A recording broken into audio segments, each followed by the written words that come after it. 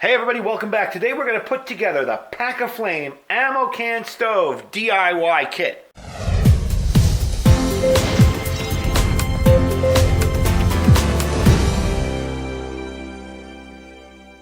Hey everybody, thanks for joining me today. Some of you guys might remember a couple weeks ago, I reviewed the rocket stove from PackAFlame, the little one that slid together. You know, it all slides together. It's a nice little portable rocket stove.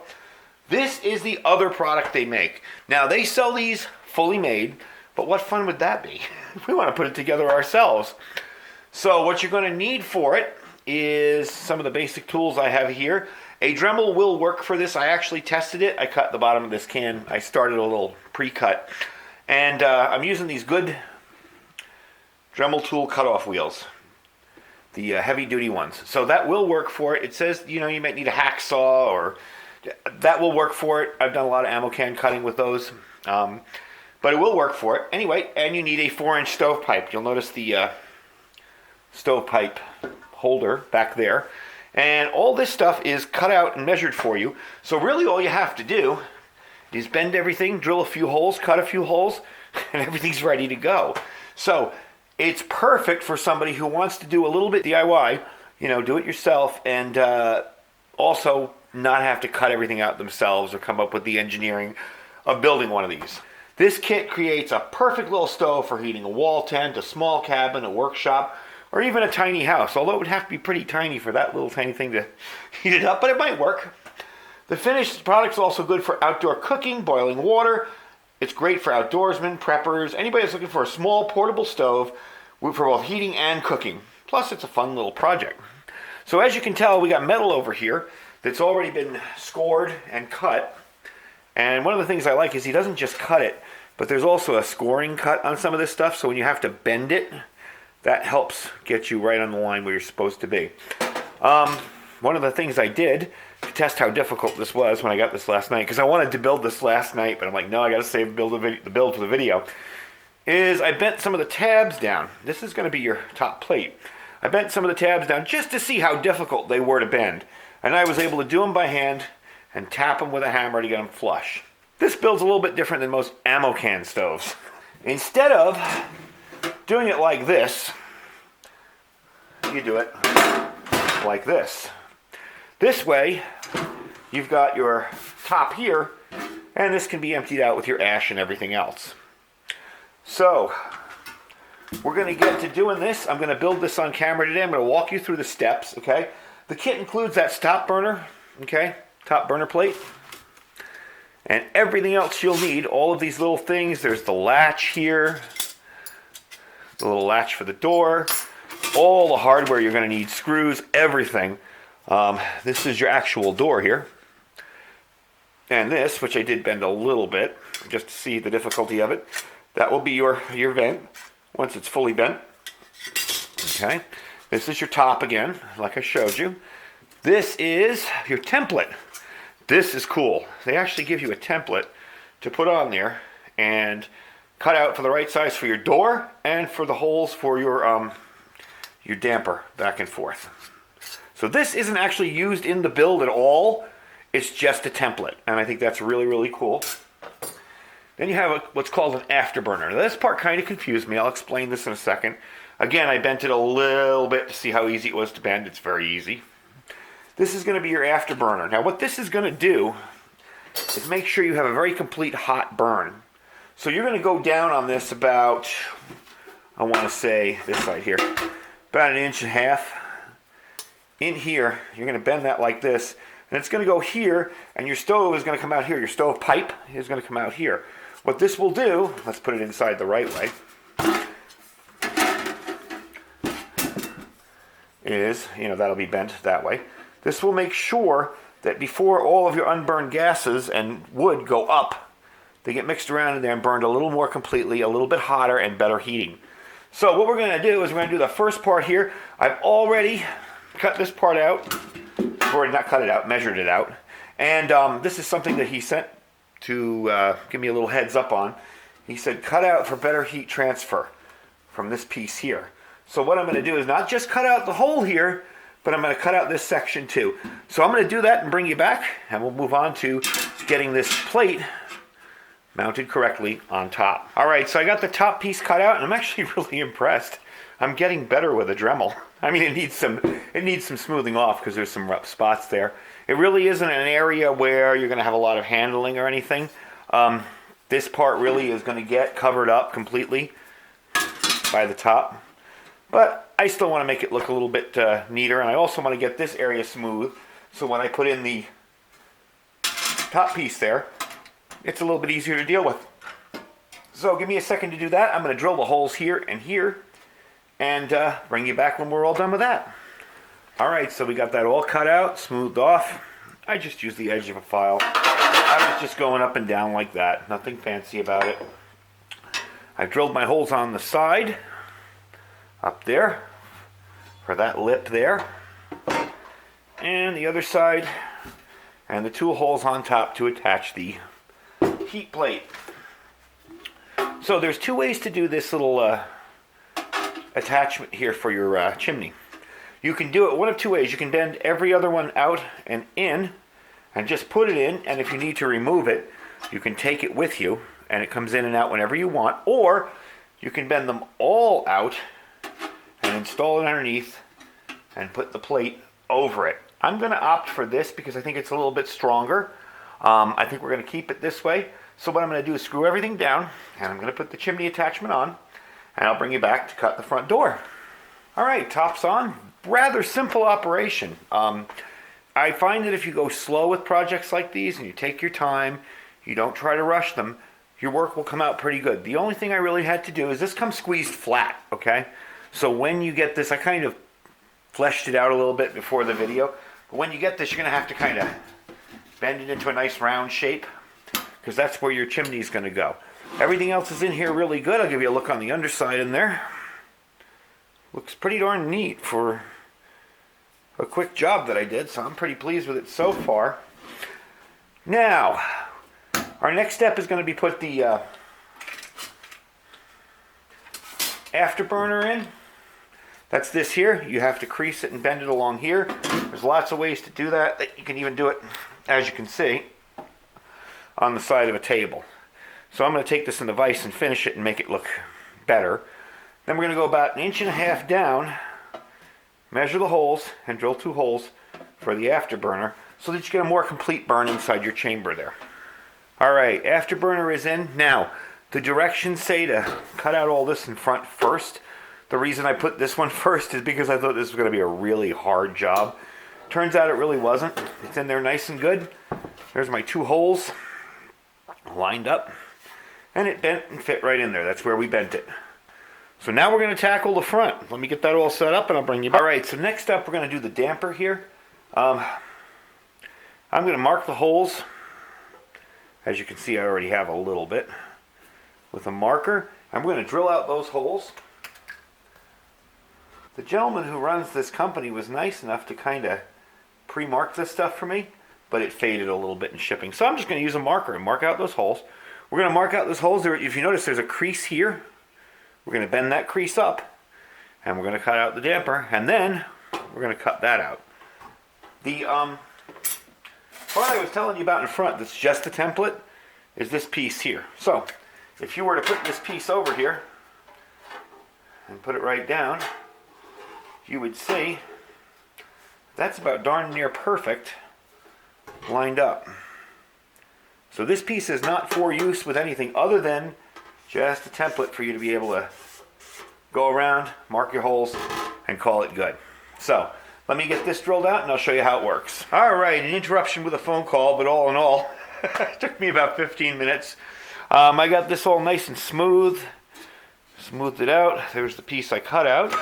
These holes were a little challenging because they were bigger than the drill I had, so what I did was I just drilled them out with a Dremel. I went around and touched them up.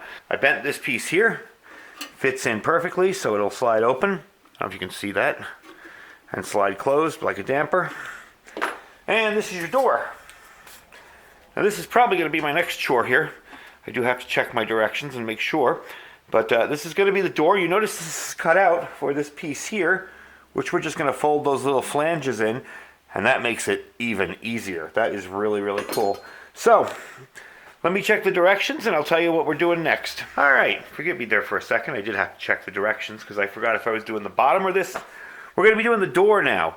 So I have to attach these three to this door here, okay? And you want this up top because remember, this little hole is going to be where your hinge goes to lock the door in place. So you got to be careful when you're attaching this and don't do it this way and get stuck with the hinge down there, okay? So you're going to attach these here with three, get over there, 3 screws and bolts. Then we're going to put it here and center it somewhat and attach 3 more here and drill holes. So once I get that done, I'll bring you back. I'll show you what it looks like. And I will also kind of preliminarily attach this bottom piece too. Then we can work on the bottom. Something that might be a little bit confusing in the instructions, and I want to just take a second and show you. When you're attaching the damper on here, the front little slider, what you're going to want to do is put 1 screw through the front, okay? But on the back of the screw, and I'm not going to put this in, I'm going to illustrate it for you.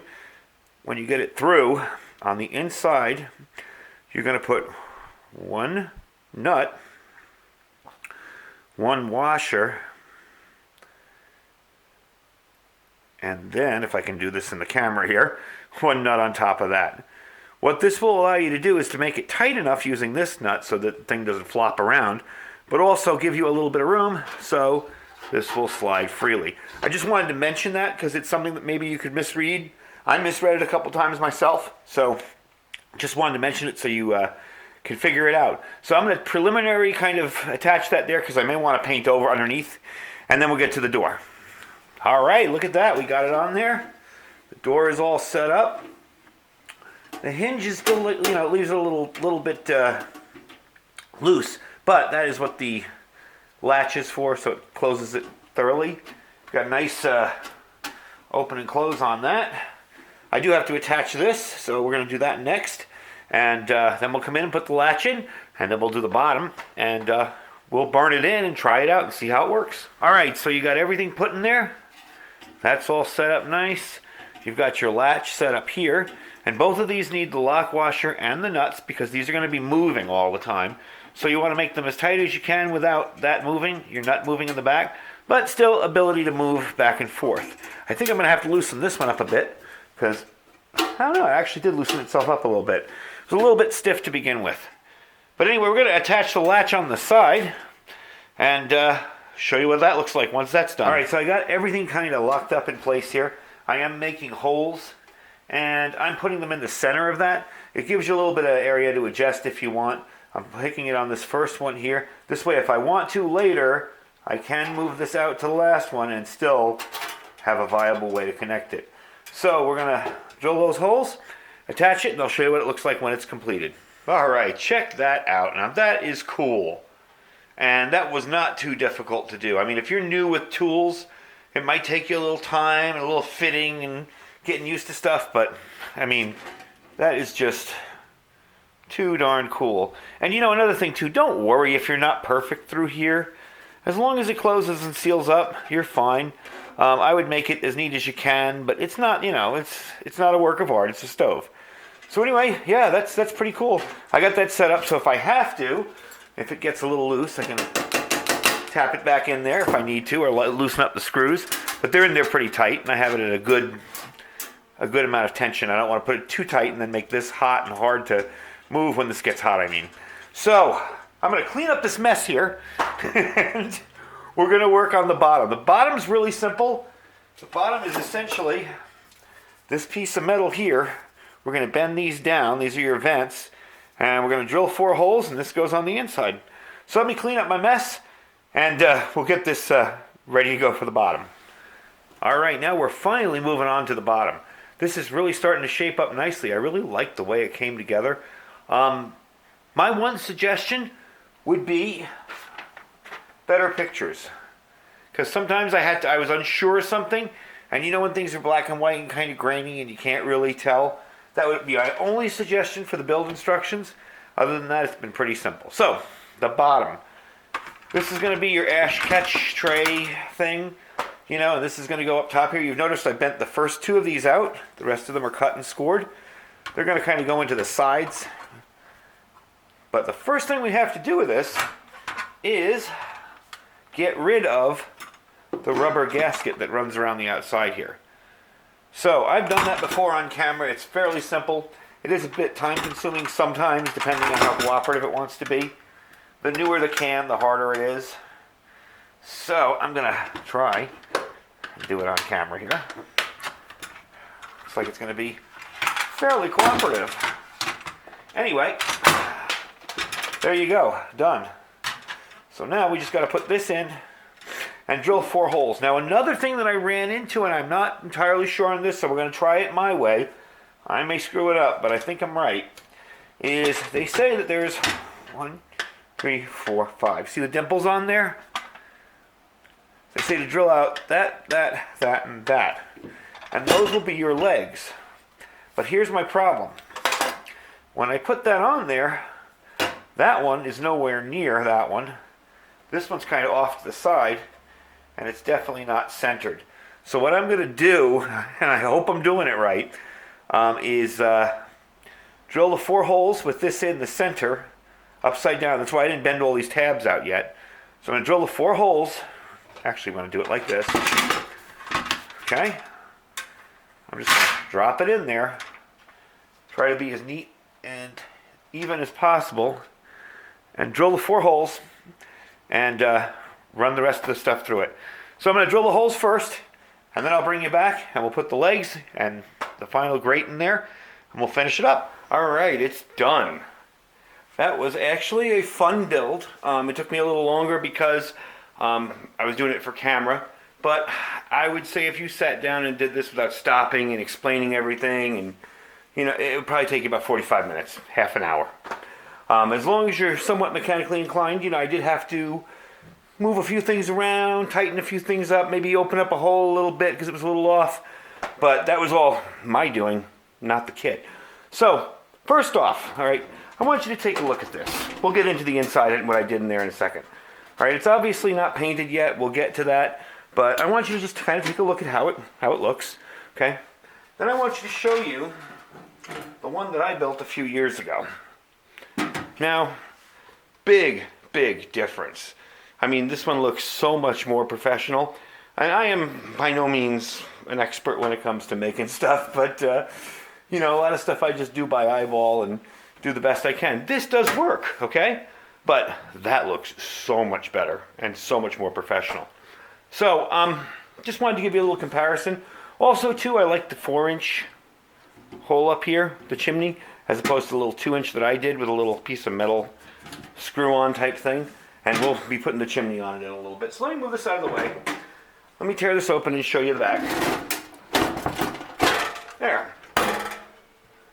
So basically I was right, okay? If I had put those holes where they were, it would not have worked. They would have been way off. You fold all these out. You fit them into the notches on the side here, along the inside. Screw this stuff in, and there you go. You drill your 4 holes. I just lined up, I put this flat when it was flat. Lined up my 4 holes, drilled, done. This is very hard to get through because there's 2 layers of metal in this lid. There's a top and a bottom. You'll think you're through, you're not fully through. Anyway, that's your kind of your catch basin. One thing I do want to do, if you notice, there's a little, kind of looks a little rounded in the middle there. I want to flatten it out, but that's probably my own doing. But what we are going to do is I'm going to paint it and let it sit for a little bit, and then we're going to come back. And I forgot this last little piece too here. Let me show you this quick. Then we're going to come back and actually burn it in. I'm going to paint it first. This is how you keep this closed. Because you've removed the rubber from the inside here. You just put a hole there, put the longer screw in, put your wing nut on the back. And that's the only tension you need on it. It doesn't need to be super tight. So I'm going to clean this off with a little bit of paint thinner. And throw it outside. Spray some black paint on it, let the paint settle, and tighten up these legs a little bit too because they're a little loose still. And we'll come back and we'll do a burn on it. So give me a little bit to get that ready and get my chimney on there, and we'll see you in a sec. All right, so there it is. Paint's had some time to dry, although it still needs another coat or two. But we're going to do a burn in first to make sure everything works. I want to show you the, I got a 5-foot piece of there. Galvanized steel pipe for the chimney. Make sure when you're burning with galvanized steel, your first burns are outside, away from anything. You don't want to burn this tent or anything. You want any of that galvanized steel to burn off whatever poisons are in it. So I'm going to get a fire going in it. This really isn't a fire starting video, so I'm going to bring you back when the fire is going. It's a nice windy day out here, so we're doing it on the side here because I want to make sure I don't get any wind blowing stuff around. So we're doing it on the side of my house, but I'm going to fire up a fire and bring you back once it's burning. I'll tell you one thing. That is an extremely efficient stove. That is just going. I mean, I had a ton of wood in there. It is just burning up like crazy. I'm going to take the camera off the tripod and give you a little look closely. The smoke you're seeing coming off is the paint. That's that barbecue paint. That's why when you do this first burn in, you want to burn this in outside. Get all the galvanization off the pipe and burn off all the smell of the paint. But I'm going to take it off the tripod and give you a look around. That's inside. And you see that that secondary area up there. That's why we put that in. I've had this going for about 5 minutes, and look at how efficiently that wood is just burning up to nothing. Now, it was old wood, but it's doing very, very well. Can't see if we're getting smoke out of the top yet. I'm going to close it up and see. Get closed there. There we go. Close it up.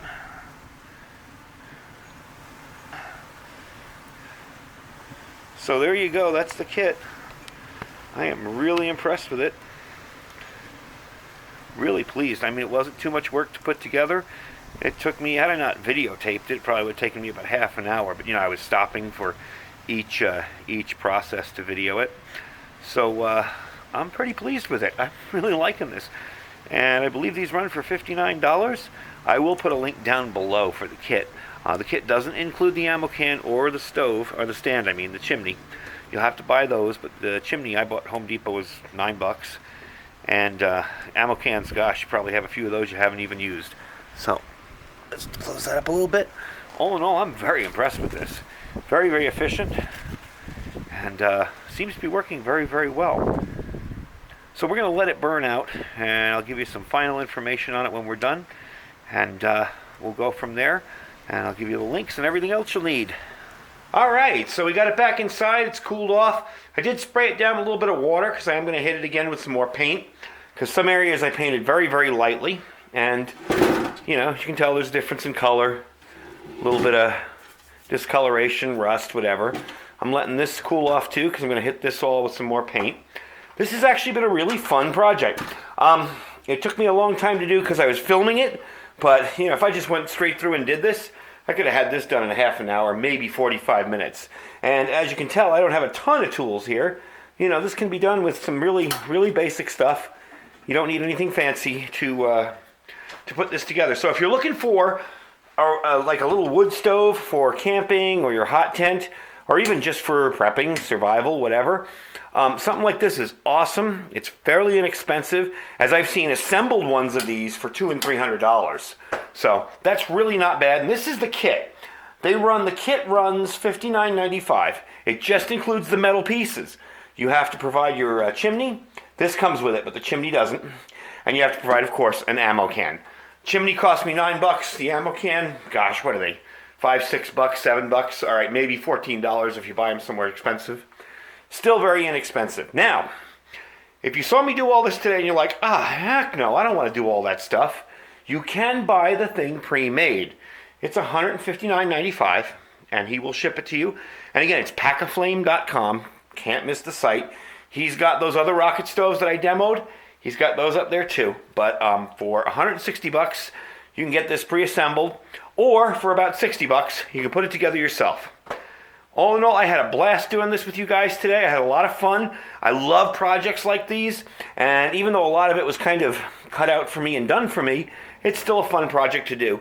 And again, you know, you're learning something. You're putting stuff together. You're learning how it works. And now I have a great prep with me. So one of the nice things about this too, and I just wanted to mention this as an aside, when you're done with this, okay, instead of the normal ammo can stoves that you have to open up, spray out, dump out, this you just open the back here and let all the debris fall out. So you just take that latch, open it up, and out comes all the debris out of the bottom. So that's really, really cool too. And you got this nice little area up here that keeps your wood nice and neat. It lets the ashes fall through. So it's really a well thought out item. I'm really liking it. We're going to do more demos with it. Don't worry. I'm going to put a couple more coats of paint on it now that it's done. And we're going to do some cooking demos with it. I at least want to cook some food on it. That's what this piece up here is for too. So I definitely want to do that. And we'll have some fun with it. I'll definitely use it in a few more videos. But of course, right off the bat, I want to cook some food on it. So anyway, I'll give you the site down below. Just hit his site, PackAFlame.com. You will see all of his products there. And don't forget to check out our Amazon store. We got a ton of survival gear in there. If there's nothing in the store that you like, hey, just click the link. Shop on Amazon as normal. Allows us to have some money to go and buy more products to review. Helps the channel out a little bit. Kind of cool. And don't forget to check out our Thrive Life store. We've got everything freeze-dried in there that you could possibly want for prepping and emergency food storage. Anyway, thank you for hanging out with me today. I know this was a bit of a long video, but I had a lot of fun doing it. So stay safe and stay prepared, folks.